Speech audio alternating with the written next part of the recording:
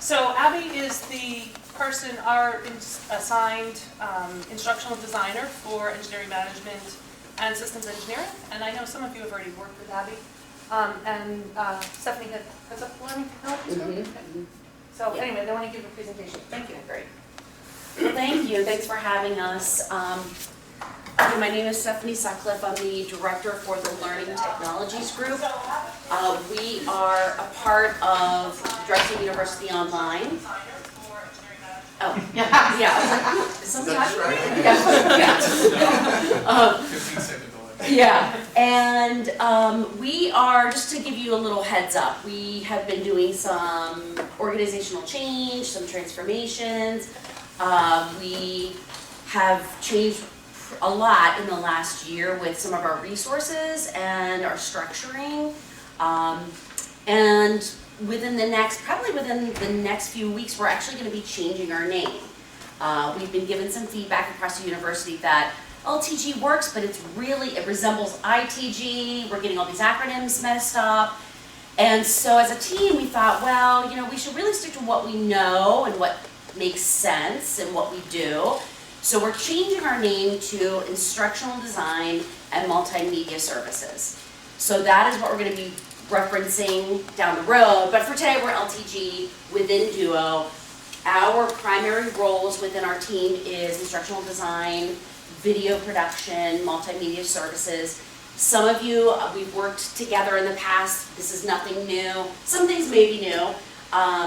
But what we do isn't really new to what we have been doing and the support that we're providing to your department. So next slide, please. So who we are, so this is just a recap. We are an interdisciplinary team of instructional design professionals, video and multimedia production services. Our instructional designers actually have backgrounds and degrees in instructional design. We're not one of those accidental instructional designers who just kind of fell into that role. We really know what we're doing, and that's really what our passion is, and our love of our job is to make courses better and to really make them instructionally sound. So we try to provide as much support as we can based on our knowledge and our experiences. Okay, next slide. So one of the things that has changed over the last 3 years, if you recall, years ago we used to do day-to-day support. So we were kind of like the first line of support, and we would fix links in your course, look at a problem, make sure that discussion boards were graded if they weren't. So we did a lot of technical day-to-day support. We don't really do that anymore. That is ITG. ITG is the support function on campus that supports students and faculty, and they kind of run the whole Blackboard end of things. We are more focused on your actual course and helping you design your content to make it instructionally sound. We look at learning objectives related to the assignments within the week, and then related to the assessments. So we make sure that there's alignment and it makes sense from the student perspective. But looking at what our focus is, when Dr. Aldridge came to Drexel, she realized that, you guys are being underutilized. You're not being utilized for your actual roles and what your degrees are and what you should be doing here. So we kind of reorganized in that way, and she made our primary charge to focus on new course developments and course refreshes, or sometimes we call them a redesign. So courses that need updating after so many years because the content's changed or the textbooks changed. So those are the two types of courses that are primary charges for us. And those, of course, are fully online and also hybrid. It's not that we don't support face-to-face. That's not really what we want to utilize our time doing, but we will. We will help you if you say, like, I really want to take this presentation for my online course and somehow utilize it in my face-to-face. We'll help you do that. We can certainly do that. So again, some of the hot topics around campus that you probably have heard, or maybe have sat in a committee meeting, is ADA compliance, quality matters, universal design principles, accreditation. These are all at the forefront of what we do, and we are really focused on educating ourselves, being trained on these items. These are really important pieces of what we do as instructional designers. Dr. Aldred has invested a lot of time and a lot of money in us to take Quality Matters training, to be peer reviewers. Abby just completed the peer review, the second course in the Quality Matters training. Hopefully she and I and Eileen, one of our other instructional designers, will move on to the master reviewer course so we can be master reviewers. So we're looking at Drexel standards and how we think they should best be, courses should best be rolled out, and what kind of standards we should be applying to our courses. It is not a written rule, it's kind of an unwritten rule that we're following Quality Matters.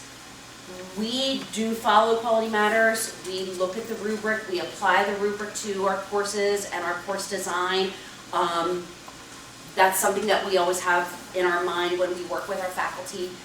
And of course, we're looking at universal design principles. That's one of the principles that we follow as instructional designers. How do students learn?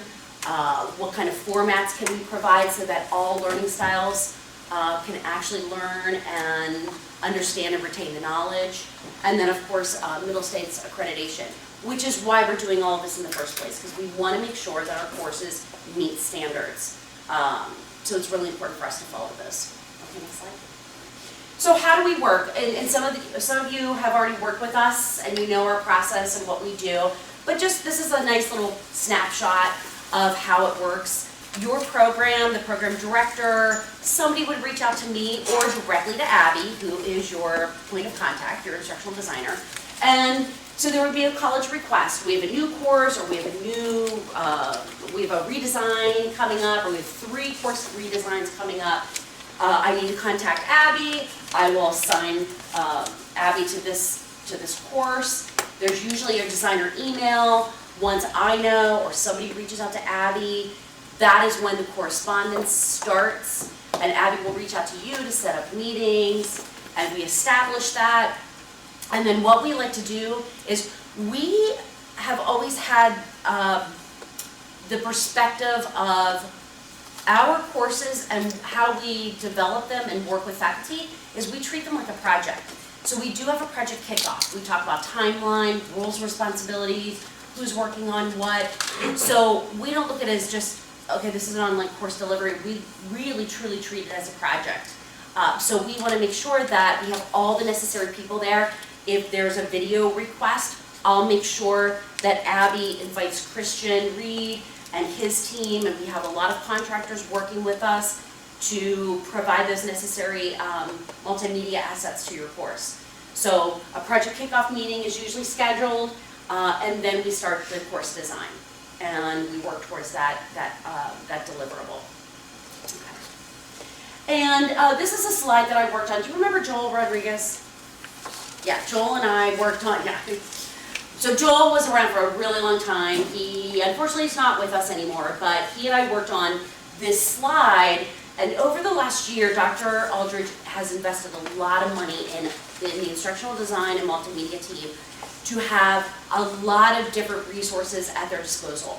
So for example, if a faculty member would come and say, like, you know, I really wanted a 3D image that I could put into a PowerPoint presentation and have a voiceover, but I kind of want it to like really be 3D and really high tech.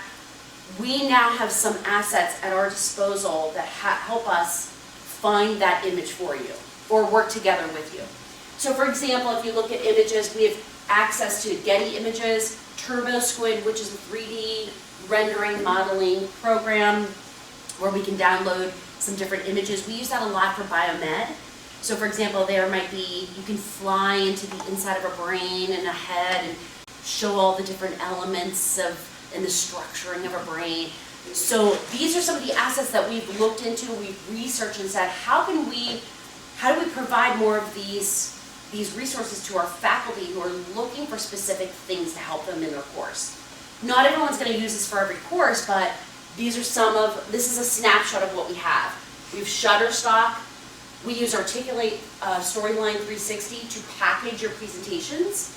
So if you provide us with a PowerPoint with voiceover, we can use Articulate, which is a programming software that allows us to make it look really nice. It packages it in a really nice way that students can rewind, go forward, pause. They see thumbnails of each and every slide, so if they want to work ahead or go back, they have all those functions. And Articulate Storyline allows us to do that. So does iSpring. It works very similar in that way.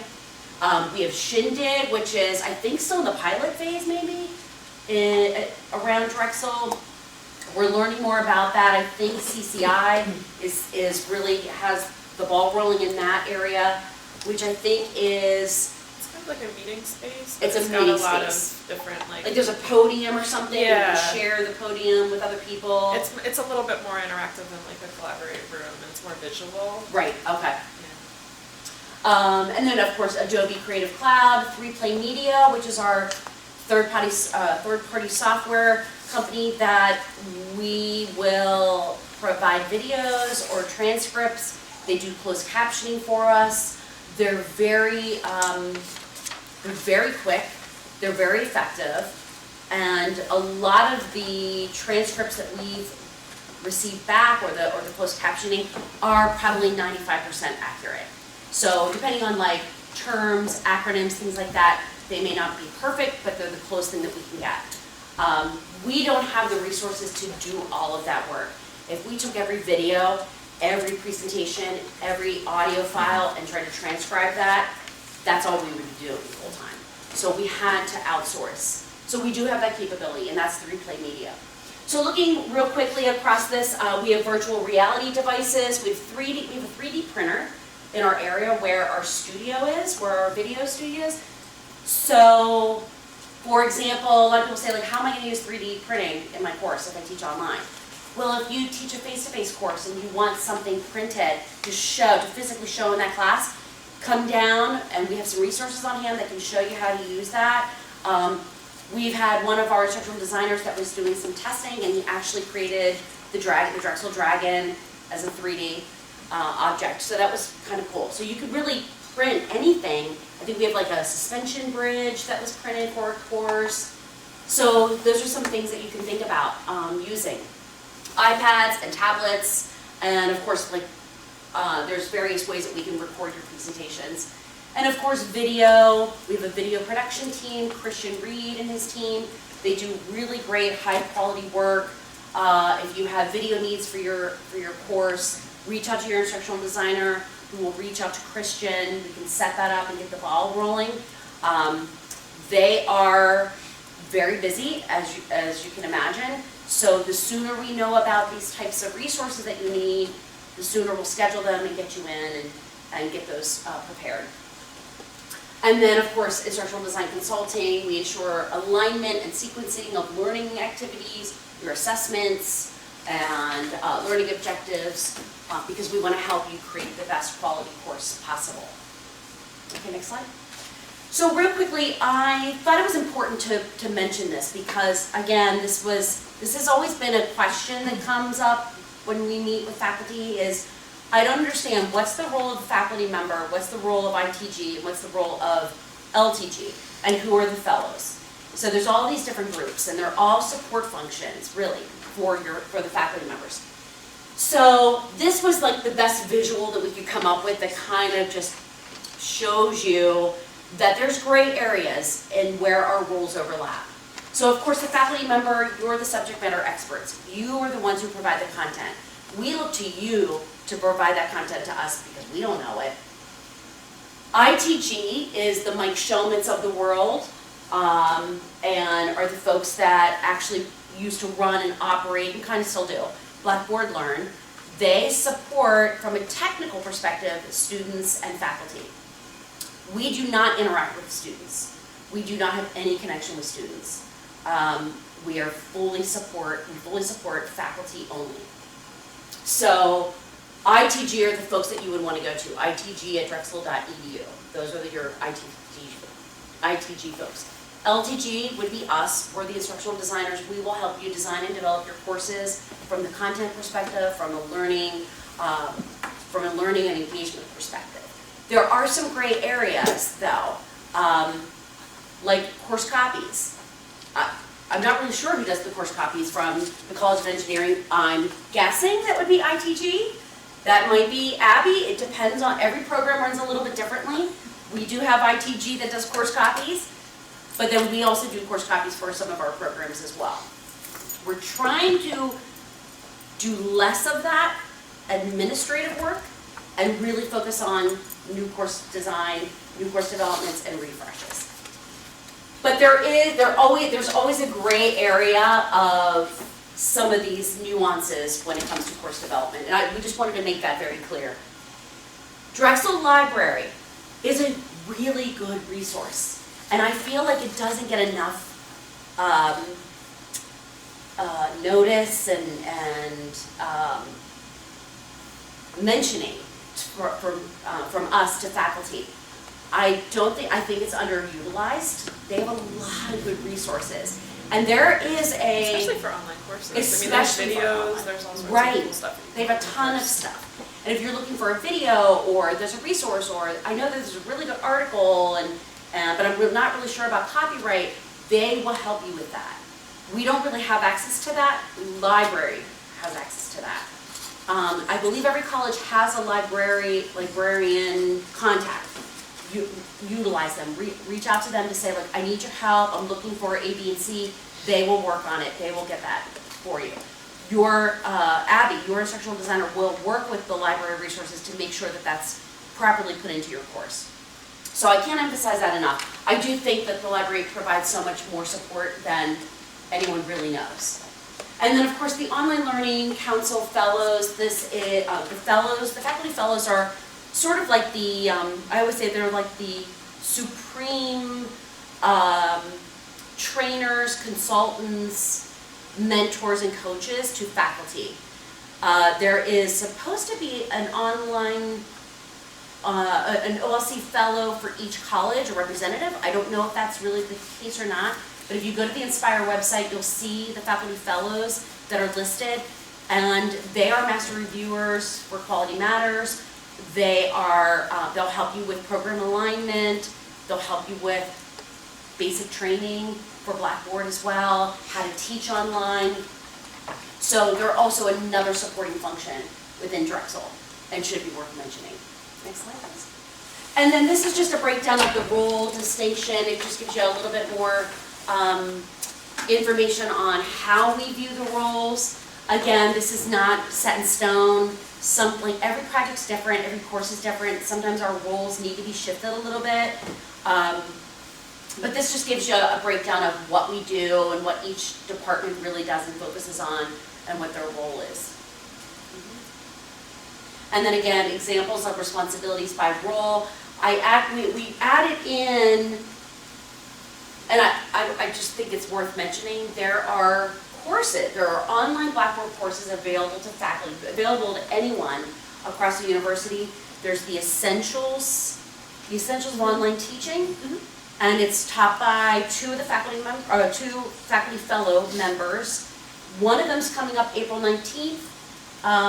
You can enroll in that through the Inspire website, I believe.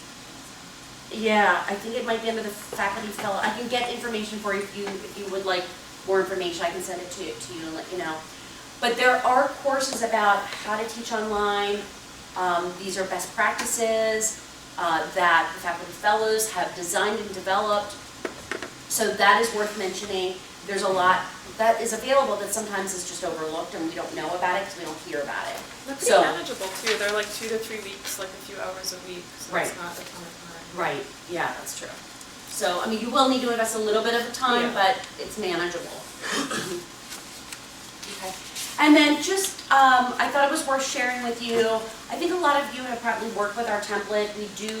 We have a master template that we have created as a team over probably the last 3 years that we have,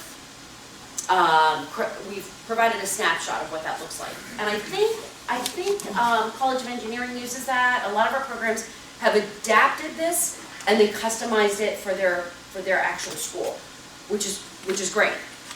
We're not saying like, you must use this and it must look like this and have every element.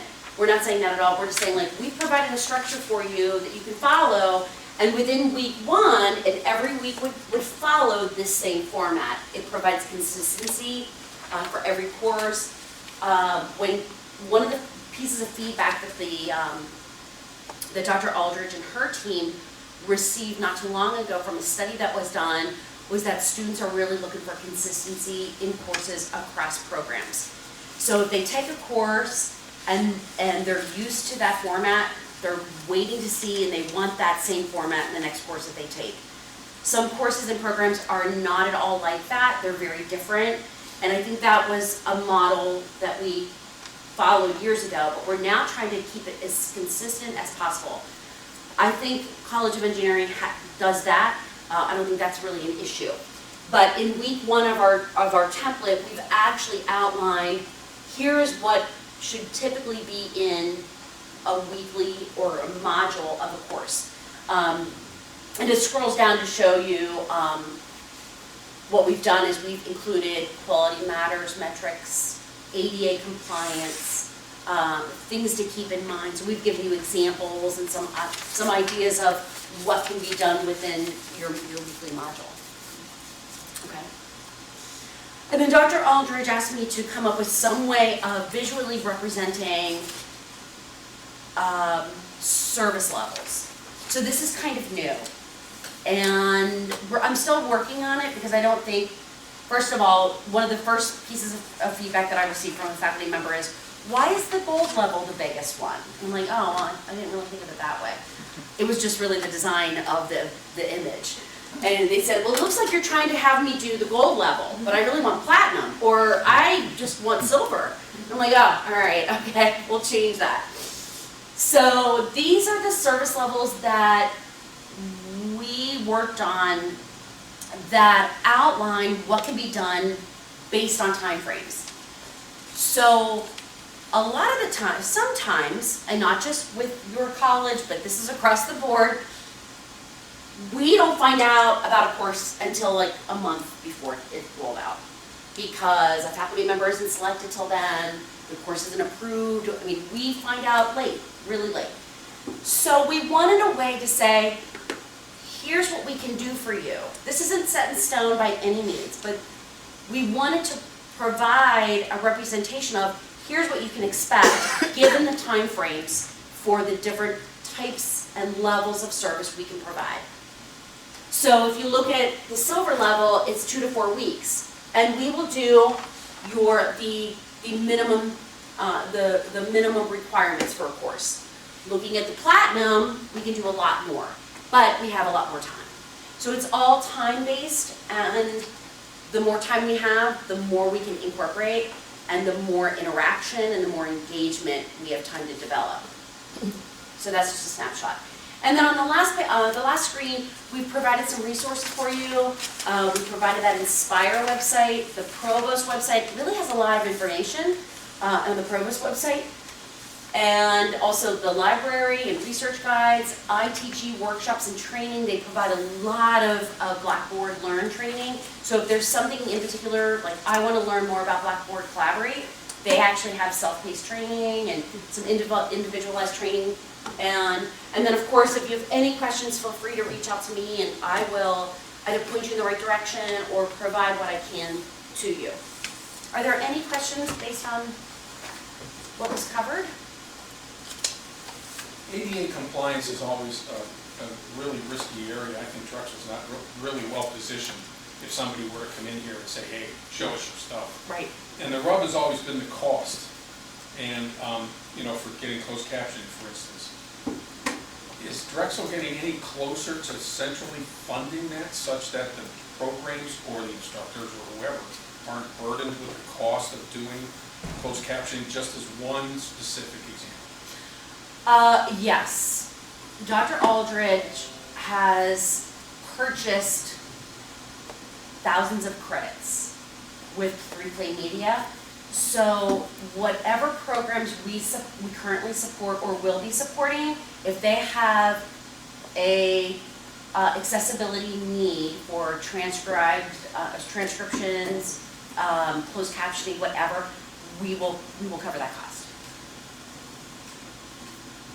And as your instructional designer, we continue to be trained on how to help facilitate to faculty what we can do, like the low-hanging fruit, that what we can do. Like we have a pre-existing syllabus template that is ADA compliant, so we always provide that to our faculty to say, like, please use our template. And then that way, each and every term, all you have to do is update that and you know it's ADA compliant. So she's fully aware that it is really time consuming and it is a lot of money, yeah. And we really don't have the resources in-house to do that work, so we have to use 3Play Media for that. But they're really, you know what, they will turn things around in a week or two. I mean, I've provided 9 audio files, like lectures that were an hour long, and they'll just feed them like, boom, this one's done, okay, here's another one. And you will literally receive emails within a couple days, like full transcripts. You just need to go through and kind of clean them up. And then they'll do the closed captioning, And they'll- third piece. Right, right. Yeah, they send us a file that we can do it in-house, they'll send us something and we just attach it to your lectures. Yep. So then it Right. shows right up. Mhm. So they're sending SRT files, not transcripts? They give us both, I think. They give us both, Yeah. yes, yeah. Mhm. But I think you can request, They have a way, like you can get transcripts in a bunch of formats. I believe. yeah, I think you so can request have what both. kind of transcript file you want, Okay. yeah. A lot of students want those. Right, They want to read the lecture as well as listen to it. exactly, yeah. But I think 3Play Media, if you don't specify, they'll give you just a basic format. I think it might I think be, it's the SRT. yeah, the SRT, That's- yeah. Mhm. Any other questions? I don't know if you were gonna go into any examples after this, but I noticed on, I think it was the platinum level, Uh-huh, you talked about adaptive learning. uh-huh. Can you give some examples of what we actually, like resources that we have for some of those? Or Um, for any of the other probably types of something- more advanced? Yeah. I wonder if I can pull up the. Yeah, the template or sample, something. yeah, I think you can go online. If we get like a basic, like something more sophisticated than like articulate storyline, Right, because you can incorporate right. kind of branching activities Yeah. and things like that. Right, let me see.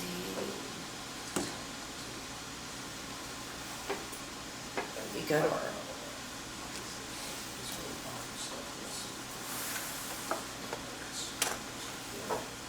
but we use Storyline. We've actually done, I think Christian and his team just worked with sport management, and they did a scenario based, I think it was like a student athlete who was caught with like smoking marijuana. And so they actually had actors, and they went out in the field and they did a video, and the actual video, I don't know if it's on our site or not, but in the actual video, they would stop the video and say like, well, what would you do in this situation if you were the coach? And then you had to select your action, and then there were consequences to that action if you didn't select the right one. So it was kind of like, I always call it a scenario-based simulation, but it was video-driven. You can do that in a PrenNet too. You can do that at One of the PrenNet, plugins yep. that we Let me have find on it. Blackboard. But our master template, we did add a samples area of like some of our like most recent work of different things that we've done with adaptive learning, augmented learning. Let's see, hopefully these will play. I don't know if they're, I don't know if we have any adaptive learning though in here. Or maybe. But if not, we could probably send you a file, you know, or a sample. Just if- some examples of different things that we can do, I think. Yeah, I think these are interviews.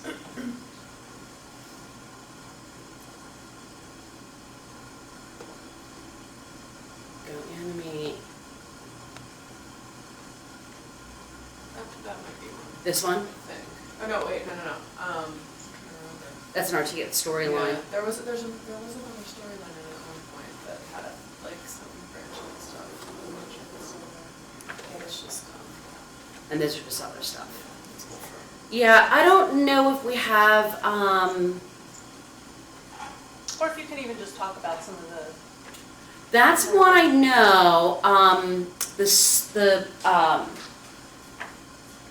sport management, the video. Some of the other ones, that was the most recent one that I know that Christian and his team did, but, do you know of any other ones that we've done? I have some folks that do like a what would you do type scenario, and then students get feedback based on that. I have someone who did a you be the judge kind of thing, and then students would, like, he did an anonymous survey to have students like vote on who they think did the best presentation and things like that, and then whoever was on the right side of it got Right. like the best grade or something. So Yeah. there's ways that you can incorporate that kind of thing. Right. I think Christian, there's something that's coming up that a faculty member wants to do, it's not really a debate, it's kind of like a role play. And so we're actually gonna video record a role playing and in the environment.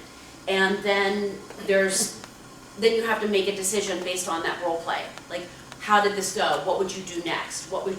So we can actually create those, but the scripting and the design of that is really where the faculty member needs to think about that.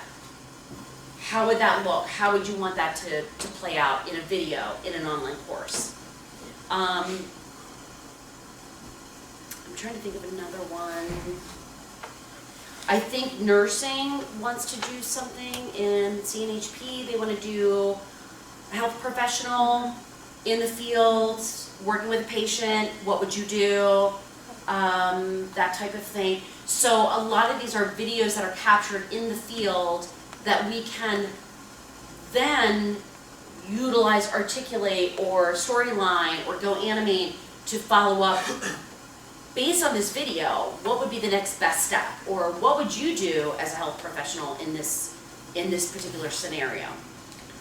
and so if a faculty member wanted to just incorporate one thing like that into their course, like what kind of time frame do you need?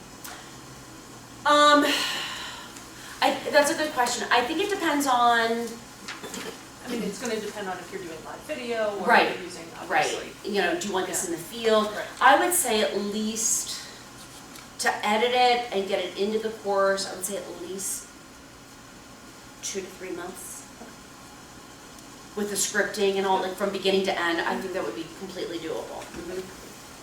Yeah, sure. Any other questions? Oh, I have a question of, is there any new development in the system that, well, let me give, the problem is, if I don't use announcements anymore because students would never read them.